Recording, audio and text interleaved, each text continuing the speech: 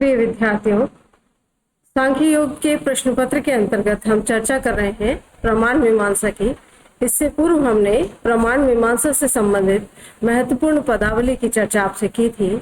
सांख्य दर्शन के अनुसार प्रमाण क्या है और प्रमाण कितने प्रकार के हैं, ये आपके परीक्षा की दृष्टि से भी बहुत उपयोगी प्रश्न है। देखिए, सांख्य दर्शन में यदि हम प्रमाण की बात कहें, प्रमाण क्या है, तो प्रमाण एक चित्तवृत्ति है और एक ऐसी चित्तवृत्ति है जिसका विषय प्रमा है।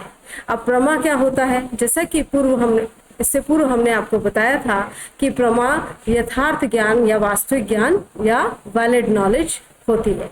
तो जिसे हम यथार्थ कहते हैं उसकी प्रकृति या स्वरूप कैसा होता है, यदि हम इसे स्पष्ट करें तो उसकी प्रकृति संशय रहित होती है, यानी उस पर किसी प्रकार का संदेह नहीं किया जा सकता है। दूसरा लक्षण है विपर्य रहित होती है, यानी उसमें किसी भी प्रकार का गलत या अयथार्थ ज्ञान नहीं होता है। और तीसरा लक्षण है पहले से अज्ञात हो, यानी प्रमा का जो विषय है उसको हमने पूर्व में नहीं जाना है, ये अभी नवीन रूप में जाना है। तो इस रूप में यदि सांख्य दर्शन के अनुसार प्रमा क्या है, यह आपके सामने प्रश्न आता है, तो उसका उत्तर है कि प्रमा वह यथार्थ ज्ञान है जो संशय रहित होती है, विपर्य रहित होती है और नवीन होती है, यानी उसका जो विषय है वो पूरी तरह से ऐसा होता है जो यथार्थ और वास्तविक हो, उस पर कोई संशय नहीं किया जा सकता है, वो पूरी तरह से यथार्थ है, उसे अयथार्थ नहीं कहा जा सकता और उसे जो है ऐसा भी नहीं कहा जा सकता कि पहले से हमने देख लिया है। तो इस तरह से हम ये देखते हैं कि भारतीय दर्शन में स्मृति अलग है और प्रत्यक्ष अलग है। तो जो से प्रमा कहा जाता है उसमें ये तीनों लक्षण होते हैं और प्रमाण ऐसी चित्तवृत्ति है जिसका विषय इस प्रकार का है। हमने पहले भी जाना था प्रमा के साधन को या प्रमा के करण को प्रमाण कहा जाता है। तो प्रमाण के माध्यम से प्रमा को जाना जाता है और प्रमा के ये लक्षण है। अभी तक हमने ये बात समझी है।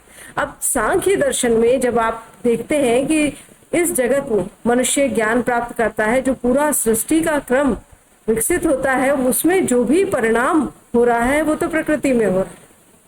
आपने जब 23 व्यक्त तत्व से संबंधित स्लाइड देखी होगी तो वहां पर पूरा विकास जो है वो प्रकृति का है, क्योंकि प्रकृति अचेतन है। प्रकृति का स्वरूप ही ऐसा है कि वो कारण से कार्य में रूपांतरित होती है। पुरुष तो कैसा है, कारण कार्य की इस श्रृंखला से परे है। वो जो है वो एक ऐसी सत्ता है जो अपने आप में प्रकृति से पूरी तरह से स्वतंत्र है, नित्य है, कूटस्थ नित्य है, उसमें कोई परिवर्तन नहीं होता। परंतु पुरुष जो है वो चेतना है और बिना चेतना या कॉन्शियसनेस के किसी भी प्रकार का ज्ञान व्यापार घटित नहीं हो सकता। इसलिए ज्ञान के होने के लिए एक तरह से कंडीशन है, शर्त है पुरुष या चेतना का होना। तो प्रकृति का ये जो सारा व्यापार हो रहा है, इसका ज्ञान या बोध बिना चेतना की अनुपस्थिति के नहीं हो सकता। इस प्रकार से यदि हम ये कहें कि प्रमा क्या है, तो प्रमा तो यथार्थ ज्ञान है और यथार्थ ज्ञान के होने के लिए चेतना आवश्यक है। तो जो ज्ञान घटित होगा, जिसको हम ये कहेंगे कि वास्तविक या शुद्ध प्रमाता कौन है, वास्तव में जान कौन रहा है, तो बिना स्पिरिट या कॉन्शियसनेस के जानने की प्रक्रिया नहीं हो सकती।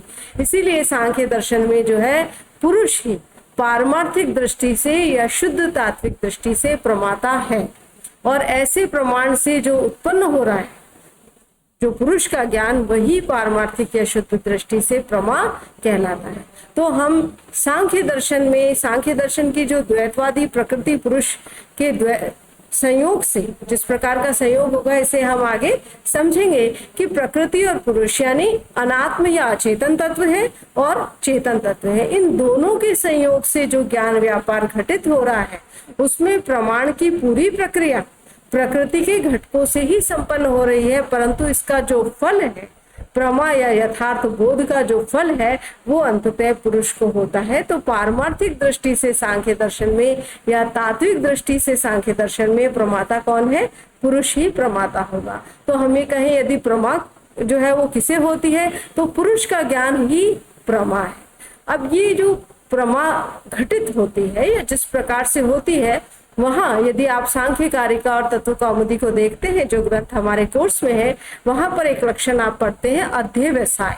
ये बड़ा इंपॉर्टेंट पद है, आपको छोटे प्रश्न के रूप में भी पूछा जाता है। तो अध्यवसाय क्या है? तो निश्चयात्मक ज्ञान रूप बुद्धि का व्यापार अध्यवसाय कहलाता है। अब यहाँ पर शब्द देखिए, निश्चयात्मक, यानी ये जो ज्ञान होगा एक ऐसा है, निश्चित है, किसी भी प्रकार का इस पर आप संदेह नहीं कर सकते, पूरा निर्णित हो चुका है, ज्ञान रूप है, यानी बोध है तो चैतन्य में ही बोध होता है, तो इस रूप में है, और बुद्धि का व्यापार है, यानी बुद्धि एक करण है जिसके माध्यम से ये ज्ञान का व्यापार घटित होता है। तो सांख्य दर्शन में हम ये देखते हैं कि जब प्रकृति या शुद्ध प्रधान जिसे हम कहते हैं, उससे पहला तत्व महत विकसित होता है, जिसे समष्टि रूप में महत कहते हैं, और व्यष्टि रूप में सब इंडिविजुअल्स के पास जो है उसे बुद्धि कहा जाता है। तो जो भी प्रक्रिया आगे घटित होती है प्रकृति के द्वारा या प्रकृति के व्यापार में या व्यक्ति स्वरूप में, वो सब बुद्धि एक माध्यम है जिस पर उसका जो है उसका आकार बुद्धि उसे ग्रहण कर लेती है।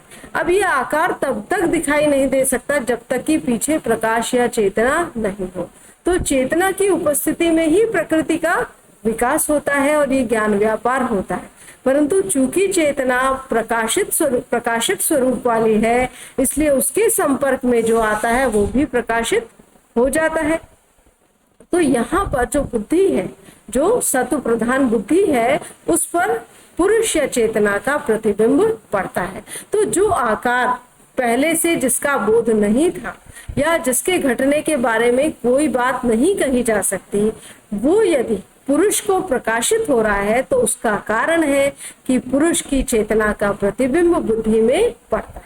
तो सांख्य के ज्ञान व्यापार को यदि आप पढ़े तो वहां पर इस प्रतिबिंबवाद को भी पढ़ते हैं कि पुरुष को डायरेक्ट जो है नॉलेज नहीं हो रही, डायरेक्ट उसको पास वो प्रदत्त नहीं हो रहा, पर जो भी उपस्थित हो रहा है वो बुद्धि के वो जो पर्दा है उसके माध्यम से हो रहा है। और बुद्धि का जो पर्दा है, जो माध्यम बना है, उसको प्रकाशित करने वाला भी पुरुष या चेतना है। तो इस प्रकार से सांख्य में जो भी ज्ञान होता है वो ज्ञान बुद्धि में जो है वो प्रस्तुत होता है, परंतु उस बुद्धि में प्रस्तुति होती है उसका अंततः प्रमाता चेतन तत्व ये है, तो पुरुष है। तो यहाँ पर अध्यवसाय जो है वो बुद्धि का कार्य है, और एक तरह से हम इसे कह सकते हैं कि बुद्धि में जो है ज्ञान का निश्चित व्यापार प्रकट होता है, पुरुष को इस बुद्धि के माध्यम से जो है बोध होता है। तो जो भी ज्ञान है, जो भी प्रमा प्रस्तुत होती है, यथार्थ ज्ञान, और तीनों प्रकार के प्रमाणों से, प्रत्यक्ष से, अनुमान से और शब्द से जो भी प्रमा उपस्थित होती है, उसका जो स्वरूप है सांख्य दर्शन में, उसके लिए हम कहते हैं वो अध्यवसायात्मक है, यानी डायरेक्ट पुरुष को प्राप्त नहीं हो रहा, बल्कि अध्यवसाय के थ्रू, अध्यवसाय के माध्यम से प्राप्त हो रहा है। तो अध्यवसाय शब्द जो है वो सांख्य के ज्ञान मीमांसा में बहुत महत्वपूर्ण शब्द है। तो आप इसका अर्थ समझिएगा और इसकी परिभाषा जानिए कि निश्चयात्मक ज्ञान रूप बुद्धि व्यापार को अध्यवसाय कहा जाता है। अब प्रश्न आता है सांख्य की प्रमाण मीमांसा में कि तीन प्रमाण कौन कौन से हैं। तो तीन प्रमाण है, दृष्ट जिसे प्रत्यक्ष भी कहा जाता है, अनुमान, और तीसरा है आप्त जिसे शब्द या आगम प्रमाण भी कहा जाता है। अब अध्यवसाय का जो ज्ञान विषय से साक्षात संबंध रहते हुए होता है उसे प्रत्यक्ष कहते हैं। आप इसके बाद में हम अगले स्लाइड में इनके लक्षणों की चर्चा करेंगे तत्व कौमुदी के अनुसार और कारिका के अनुसार। तो वहां पर आता है प्रति विषय अध्यवसाय, प्रति विषय यानी इंद्रिय से साक्षात संबंध के द्वारा होने वाला अध्यवसाय। तो इसे हम समझ सकते हैं कि जब विषय से डायरेक्ट कांटेक्ट होता है, जिसे हम कहते हैं ना परसेप्शन या प्रत्यक्ष हम करते हैं, तो जैसे मेज को देख रहे हैं तो मेज से आपकी आंख का सीधा संपर्क होता है। कोई आवाज आप सुन रहे हैं, सपोज पंखे की आवाज सुन रहे हैं, तो पंखे की आवाज का और आपके कान का सीधा संबंध होता है। पर ये जो सीधे संबंध से उत्पन्न जो ज्ञान है ये अध्यवसायात्मक रूप का है, क्योंकि यह बुद्धि के माध्यम से प्रस्तुत हो रहा है। तो विषय से साक्षात संबंध रहते हुए जो अध्यवसाय होता है उसे प्रत्यक्ष प्रमाण या दृष्ट कहा जाता है। इसी तरह से अनुमान, जिसे अंग्रेजी में इन्फ्रेंस कहते हैं, वो कैसे होता है। हम फर्स्ट ईयर में जो है आपको प्रमाणों की चर्चा पढ़ा चुके हैं, और अनुमान के लिए कहते हैं कि प्रत्यक्ष के बाद होने वाला ज्ञान है। अनुमान व्याप्ति पर आधारित होता है। अब व्याप्ति क्या होती है, हेतु और साध्य का नियत संबंध व्याप्ति कहलाती है। तो यानी हेतु और साध्य को बार बार हम एक साथ देखते हैं, उनका व्यापक संबंध जान लेते हैं, तो इसके आधार पर अनुमान जो है ज्ञान होता है, अनुमान के आधार पर। तो यहाँ पर भी हेतु और साध्य के व्यापक ज्ञान के द्वारा ही अनुमान हमें प्राप्त हो रहा है, परंतु ये उसके बाद होने वाला अध्यवसायात्मक ज्ञान है, यानी अनुमान का जो फॉर्म है, स्वरूप है, वो अध्यवसायात्मक है। हेतु को लिंग भी कहा जाता है, जिसका अर्थ होता है चिन्ह या सूचक, और साध्य को लिंगी कहा जाता है। तो सांख्यिक तत्व कौमुदी की यदि आप भाषा देखेंगे तो वहां पर है लिंग लिंगी पूर्वकम अध्यवसायात्मक ज्ञान। तो अनुमान की यह परिभाषा है, जिसे हम हिंदी में कह सकते हैं हेतु और साध्य के व्यापक ज्ञान के बाद होने वाला अध्यवसाय अनुमान प्रमाण। अब तीसरा प्रमाण है आप्त, जिसे हम शब्द प्रमाण या आगम प्रमाण के रूप में भी जानते हैं। तो इसे ये श्रुति की हमारे यहाँ परंपरा रही है कि जो विश्वसनीय वचन है वो सुनकर के जो है उनका बोध होता है। ये ऐसा ज्ञान का क्षेत्र है जिसका प्रत्यक्ष और अनुमान से बोध नहीं हो सकता। जैसा कि हमने प्रमा के लक्षण में देखा था कि ज्ञान जो होता है वो पहले से अज्ञात हो, यानी नवीन प्रकार से वो उपलब्ध हो रहा है। यदि पहले से जाना हुआ है तो फिर तो उसे अन्य रूप में मानने की आवश्यकता ही नहीं है। तो शब्द प्रमाण से जो ज्ञान होता है वो वही ज्ञान है जो प्रत्यक्ष और अनुमान से नहीं हो पाता।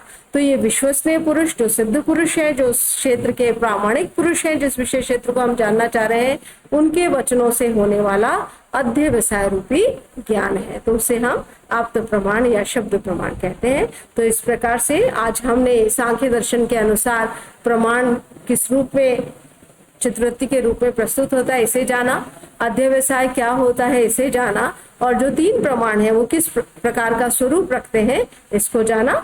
तो आज के लिए आपका अभ्यास प्रश्न जो है छोटे प्रश्नों में आ सकता है, स्पष्ट कीजिएगा या परिभाषित कीजिएगा, इस तरह से आपसे पूछा जा सकता है। तो आप प्रैक्टिस कीजिएगा। प्रमाण है, अध्यवसाय है, आप्त वचन है और पृष्ठ प्रमाण है। अगले लेक्चर्स में हम जो सांख्य तत्व कौमुदी और कारिका के अनुसार लक्षण बताए गए हैं उन परिभाषाओं की चर्चा करेंगे और साथ ही जो है प्रमाण मीमांसा के बाकी पक्षों को जानेंगे। धन्यवाद।